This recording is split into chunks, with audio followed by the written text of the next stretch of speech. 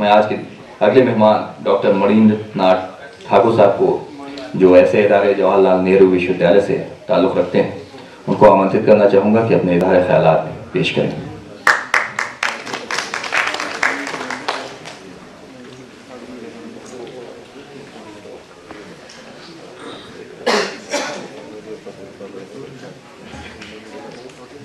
आदरणीय professor MP Singh, Dabral साहब, दोस्तों, जब श्याम जी ने पहली बार अपनी पुस्तक मुझे दिखाई तो मैं बड़ा अचंभित हुआ, क्योंकि इनसे मेरी मुलाकात थोड़े समय के लिए हुई थी और बड़ी अजीब परिस्थिति में हुई थी। दो दोस्त ये लोग थे, संजीव भी यहाँ आए हुए इलाहाबाद से। तो मैं राजनीति शास्त्र के राजनीतिक दर्शन पे कुछ व्याख्यान इन लोगों को दे रहा था और ये मुझे लगता था ये दोनों ही बड़े टैलेंटेड लड़के हैं और बिलावजह UPSC के चक्कर में पड़े हुए हैं, कहीं और इनकी जगह होनी चाहिए। लेकिन मुझे ये नहीं मालूम था कि श्याम जी इस तरह का टैलेंट भी रखते हैं। मैं बिल्कुल ही अचंभित हो गया और मैंने अखलाक साहब को याद किया। अखलाक साहब मेरे पड़ोसी हैं जिनसे मैं ज़्यादा कदा पर्शियन नॉलेज सिस्टम के बारे में ज्ञान प्राप्त करता रहता हूँ। और मैंने कहा भाई मैं तो अचंभित हूँ, मुझे तो कुछ समझ नहीं आ रहा, क्योंकि मैं ना उर्दू जानता हूँ ना पर्शियन जानता हूँ, हिंदी थोड़ी बहुत बोलता हूँ, आम बिहारी की तरह किसी तरह से हिंदी बोल लेता हूँ और अंग्रेजी सीखने के चक्कर में हिंदी भी नहीं ठीक से जानता हूँ। तो वो जो भाषा का गड़बड़ है वो सब कुछ हम लोगों के साथ है और इसलिए मुझे ज़्यादा कुछ समझ बात नहीं आ रही। लेकिन इतनी सी बात जरूर समझ में आ रही है कि मामला काफ़ी गंभीर है और इसको गंभीरता से देखने की ज़रूरत है। अखलाक साहब ने देखा और उन्होंने जैसे कोई भाषाविद जो होते हैं उनकी पहली नज़र भाषा की खामियों पे पड़ती है। उन्होंने कहा कि बड़ा प्रयोगात्मक लग रहा है, कुछ खामियां लग रही हैं इसमें।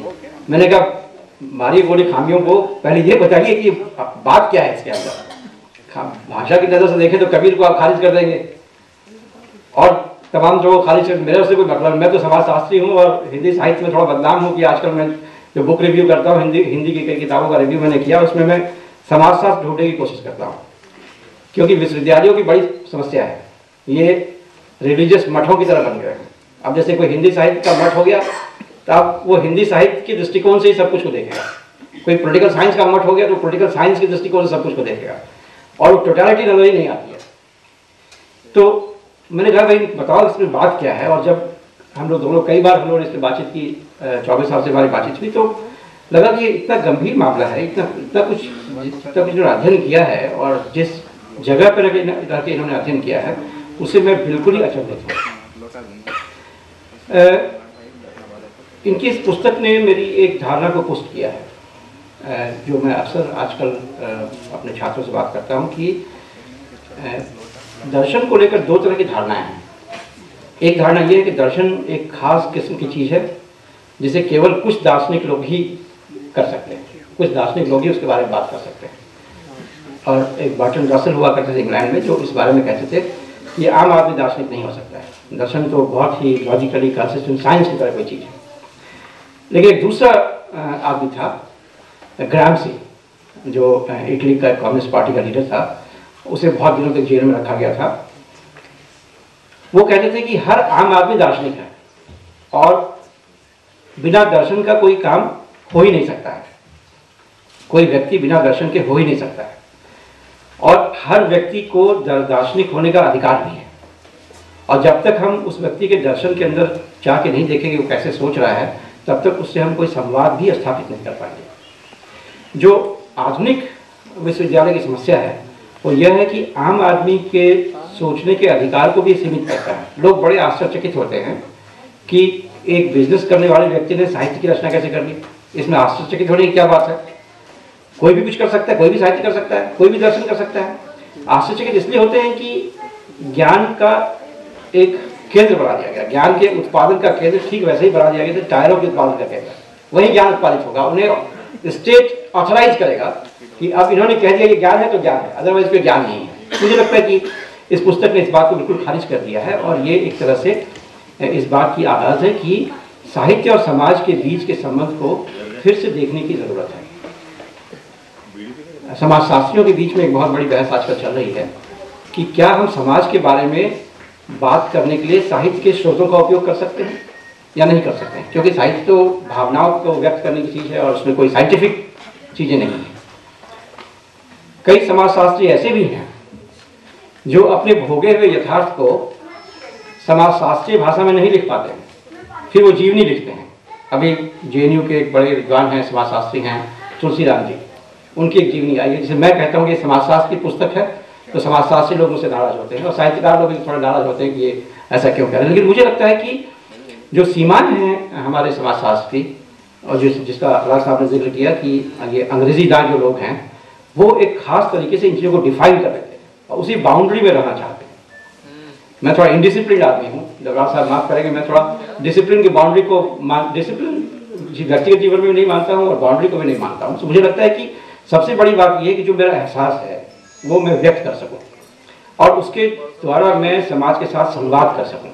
और मुझे लगता है इस पुस्तक ने इस बात को बिल्कुल ही साबित कर दिया है कि यह संवाद किसी भी भाषा में हो सकता है, कितने भी प्रयोग इसके अंदर हो सकते हैं, और चाहे साहित्य के समालोचक उसे जैसा देखें, हम उसकी परवाह ना करें। हमारा जो उद्देश्य है अपनी बातों को लोगों के सामने रखने का, जो अपनी भावनाओं को लोगों के सामने रखने का जितना भी प्रयोग कर ले, हम उसमें सफल हो जाए, यही हमारी कामना होती है। आज का दौर बड़ा मुश्किल का दौर है। आप जैसे ही कुछ कहेंगे आपको किसी एक जगह पे लेबल लगा के फिक्स कर दिया जाएगा कि अब आप साम्यवादी हैं, अब आप कम्युनिस्ट हैं, अब आप सोशलिस्ट हैं, अब आप जो भी हैं। और यही नहीं बल्कि आमतौर पे लोग आजकल बहुत ही संजीदगी के साथ भाषा का प्रयोग करते हैं। और एक दो पंक्तियाँ जो बचपन में हम लोग अपने प्रिंसिपल को डराने के लिए यूज़ किया करते थे कि रीढ़ की हड्डी अलग रखाइए, तख्त के आगे अदब से जाइए, खास शाही जूतियाँ हैं इन्हें आदमी के खाल से मरवाइए। ये मुझे लगता है कि ये दौर वो दौर है जब हम लिखने के पहले ये सोच लेते हैं इसका राजनीतिक कॉन्सिक्वेंस क्या होगा। इस पुस्तक में मुझे लगता है जिस बेबाकी के साथ इन्होंने अपनी बातें कही हैं वो कोई स्टेटमेंट नहीं है, वो कोई फाइनल स्टेटमेंट इनका नहीं है कि मैं इस आइडियोलॉजी को सपोर्ट करता हूँ और इसलिए ऐसी बातें कह रहा हूँ। ये एक तरह का विचार मंथन है। और एक बड़े चिंतक हैं फ्रांस के देरिया जो कहते हैं मेरा लिखने का जो काम है वो सिर्फ जो मैं सोच रहा हूँ उसको डॉक्यूमेंट करने का काम है, बाकी आपका काम है आप उसे कैसे पढ़ें। और मुझे लगता है अच्छी बात है कि जो मैं सोचता हूँ वो मैं लिख दूँ और आप जो सोचते हैं उसको देखें कि क्या मैं कह रहा हूँ, क्या आपको बातें अच्छी लग रही हैं, मैं पूरी ईमानदारी के साथ अपनी बात कह सकता हूँ कि नहीं कह सकता हूँ। ये सबसे महत्वपूर्ण है। लिखने के पहले मैं ये नहीं सोचना चाहता हूँ कि मेरे लेखन का पॉलिटिकल कॉन्सिक्वेंस क्या होगा, लोग इसको कैसे देखेंगे, मुझे किस डब्बे में डालने की कोशिश करेंगे। ये एक तरह से ये जो स्वतंत्रता इन्होंने दी है वो इसलिए भी ले ली है कि वो यूनिवर्सिटी में नहीं पढ़ाते हैं। यूनिवर्सिटी में पढ़ाते होते तो ये स्वतंत्रता उनकी छीन गई होती है। वो सोचते कि अच्छा ये लिखे तो इसका क्या निष्कर्ष निकलेगा। तो ये एक बड़ी अच्छी बात है। और जो एक खास बात है जिसकी तरफ कई लोगों ने ध्यान खींचा कि आज ये जो अस्मिता की राजनीति का दौर है, जब लोग अपनी अस्मिता को लेकर बहुत परेशान हैं, हर बात में उनकी जाति का सम्मान का हनन हो जाता है, उस दौर में जिस तरीके से इन्होंने भाषाई प्रयोग के द्वारा और जिन बातों की आलोचना के द्वारा चीज़ों को सामने रखा है वो इस बात को याद दिलाता है कि आज भी हिंदुस्तानी कौम एक जिंदा कौम है और अपनी समस्याओं को खुद से हल करने में सक्षम कौम है। और चाहे जितनी भी राजनीति इसके आसपास हो जाए, चाहे जो मॉडर्न स्टेटिस्ट राजनीति जितना भी हो जाए, इसके बावजूद हम आम आदमी के साथ मिलजुल कर रह सकते हैं। कई जो हिंदुस्तान का मल्टीकल्चरल सोसाइटी है उसकी नींव बहुत ही गहरी है, इस बात का ये प्रमाण है। एक खास बात और मुझे लगी जो बार बार इसमें आ रहा है और मैं उस तरफ आपका ध्यान खींचूंगा कि पूरी दुनिया में अभी एक बहस चल रही है, दिल और दिमाग के बीच का बहस है वो। इसको जो आधुनिक पीरियड में जब विज्ञान का बड़ा विकास शुरू हुआ तो लोगों ने कहा कि माइंड और बॉडी ये दो अलग अलग चीज़ है या एक चीज़ है। तो जो जिस विद्वान ने डेकार्ट नाम के विद्वान ने कहा कि माइंड और बॉडी अलग अलग चीज़ है, और उसको लेके तमाम जो आज ज्ञान की परंपरा हमारी बनी है उस माइंड और बॉडी को लेके बनी है कि दोनों को अलग अलग कैसे समझा जाए, फिर उनको मिलाया कैसे जाए। पश्चिमी दुनिया में इसके चलते बहुत घाटा हुआ है क्योंकि उन्होंने बॉडी को मशीन समझ लिया और उसके विकास के लिए बहुत कुछ किया। उसको समझने के लिए उसके अंदर तक माइन्यूटेस्ट पार्ट में घुस के डीएनए तक की संरचना को समझ लिया। कि डीएनए कैसे बनता है, वो कैसे कंस्ट्रक्ट करेगा, लेकिन दिमाग के बारे में वो बिल्कुल कुछ समझ नहीं पाया कि दिमाग कैसे काम करता है। नतीजा ये निकला कि पश्चिमी दुनिया में 70% आबादी बिना नींद की गोली के सो नहीं पाते हैं। और मैं मजाक में अपने छात्रों से कहता हूँ कि बहुत पैसा वैसा कमाने की इच्छा हो तो थोड़ा बहुत योगा सीख लो, थोड़ा बहुत माइंड के बारे में बात करना सीख लो और पश्चिम चले जाओ, तो खूब पैसे मिल जाएंगे तुम्हें, क्योंकि उन्हें समझ नहीं, उनको टेक्नोलॉजी नहीं है। अभी फूको एक हैं बड़े विद्वान है फ्रांस से, उनकी एक बड़ी सुंदर रचना है। वो कहते हैं कि टेक्नोलॉजी ऑफ माइंड, ये खोजने की कोशिश कर रहे हैं कि पीछे इतिहास में, पश्चिमी इतिहास में टेक्नोलॉजी ऑफ माइंड कैसे काम करता था, कैसे थिंकिंग को, कैसे कॉन्शसनेस को कैसे समझा गया। मुझे लगता है कि ये बड़ी परेशानी है और बड़े बड़े जो विद्वान हैं पश्चिम के, वो चीख चीख के कह रहे हैं कि पश्चिमी सभ्यता बहुत बड़े संकट में है, क्योंकि उसे ये बात समझ नहीं आ रही है कि एक व्यक्ति के अंदर जब विचार की प्रक्रिया शुरू होती है तो उसको कैसे कंट्रोल करें, उसको कैसे हम समझ पाएँ। आप देखेंगे बड़ी सारी फिल्में भी इस पर, अंग्रेजी फिल्में भी इस पर आ रही हैं। और जिस तरीके से श्याम की पुस्तक में इस बात को बार बार लाया गया, कहते हैं कि दिल को लगे अच्छा तो अच्छा, जो लगे बुरा तो बुरा। ये बहुत इंपॉर्टेंट बात है। यानी you don't think from mind, आप ऐसा नहीं करेंगे लॉजिकली सोचे अच्छा है कि बुरा है। तो दिल आपका सच है, सही है, और कहता है कि अच्छा है तो अच्छा है, बुरा है तो बुरा है। ये एक तरह का असर्शन है उस रैशनलिज्म के खिलाफ, जो मुझे बड़ी अच्छी बात लगी। और जो द्वंद्व, जिस द्वंद्व में हम लोग जी रहे हैं, समाज के अंदर कई तरह के द्वंद्व हैं। जो अंग्रेजी भाषा है, उस भाषा की एक समस्या ये है कि वो हमेशा ही दो चीज़ों को बाइनरी अपोजिशन में देखता है, secularism versus religion, society versus individual. और श्याम ने जिस तरीके से पॉलिटिकल थिंकर्स को समझने की कोशिश की है, वो भी एक इंटरेस्टिंग तरीका है समझने का, जिससे वो संवाद करते हैं।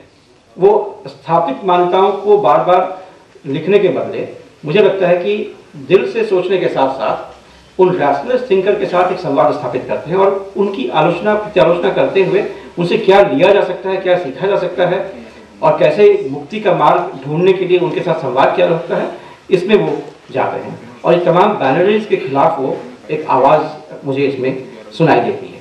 जैसे वो कहते हैं कि ये द्वंद्व कैसे मिटेगा, दिल कपाट कैसे खोलेगा। ये द्वंद्व कैसे मिटेगा, दिल कपाट कैसे खोलेगा। ये दिल का कपाट जो बंद हो गया है, जिसके बारे में आपने ये तय कर लिया है कि समाज शास्त्र में यदि आपको बात करनी है तो आप दिल से बात मत कीजिए, आप दिमाग से बात कीजिए। और इसीलिए समाजशास्त्री लोग कहते हैं कि कविताओं को समाजशास्त्र का अंग नहीं माना जा सकता, या बायोग्राफीज को समाजशास्त्र का अंग नहीं माना जा सकता है। मुझे लगता है कि इस पुस्तक के द्वारा ये असर्शन फिलोसॉफिकली हो रहा है कि कैसे कविताएं या उपन्यास या ऑटोबायोग्राफीज, आत्मकथाएं, ये सब की सब एक तरह से मनुष्य जाति के एक्सप्रेशंस हैं। ये तरीके हैं कि हम अपने विचार मंथन को संकलित करके अपनी आने वाली संस्कृति के सामने रखते हैं। और ये विचार मंथन निश्चित रूप से मेरे अपने बारे में है, मेरा जो अस्तित्व समाज में है उसके बारे में है, समाज के बीच जो मंथन चल रहा है उसके बारे में है। और इसलिए मुझे लगता है कि मैं इसके भाषाई विशिष्टता में न जाकर, या जो साहित्यात्मक आलोचना इसकी हो सकती है उसमें न जाकर, मैं ये देखने की कोशिश करूँगा कि आज का एक इंसान जो मूलतः अपने, मुझे नहीं लगता है कि इसमें कोई एक निश्चित स्टेटमेंट, एक फिलोसोफर का कोई स्टेटमेंट है कि this is what I want to preach. I don't think that is there. मुझे लगता है कि इसके अंदर सिर्फ ये बात है कि जो मेरा आत्मसंघर्ष है वो व्याख्यायी है। आपके सामने एक खुली किताब है और आप इसको देखें, और देख के ये मत सोचें कि मैंने क्या लिखा है, ये सोचें कि आपके अंदर जो संघर्ष चल रहा है, क्या आपके संघर्ष और इस संघर्ष में कोई समानता है। यदि है तो फिर हम मिलजुल कर आगे बढ़ने की बात सोच सकते हैं और सामाजिक परिवर्तन की बात सोच सकते हैं।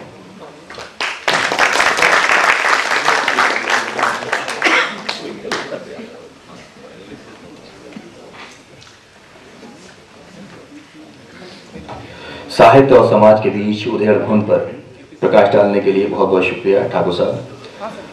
और ख़ास तौर से जो उन्होंने कहा कि आज अनुशासन की चारदीवारी से जिस तरह नाम करके जो सोचा, जो अच्छा लगा, जो दिल में समझ में आया, वो श्याम जी ने लिखा है। और ये किसी भी, जिसे कहा जाए अनुशासन या किसी भी दायरे से हट करके भी उन्होंने अपने दिल से लिखा है, और दिल और दिमाग के बीच में जो उन्होंने प्रकाश डाला, सच में काबिल तारीफ है। इसी के साथ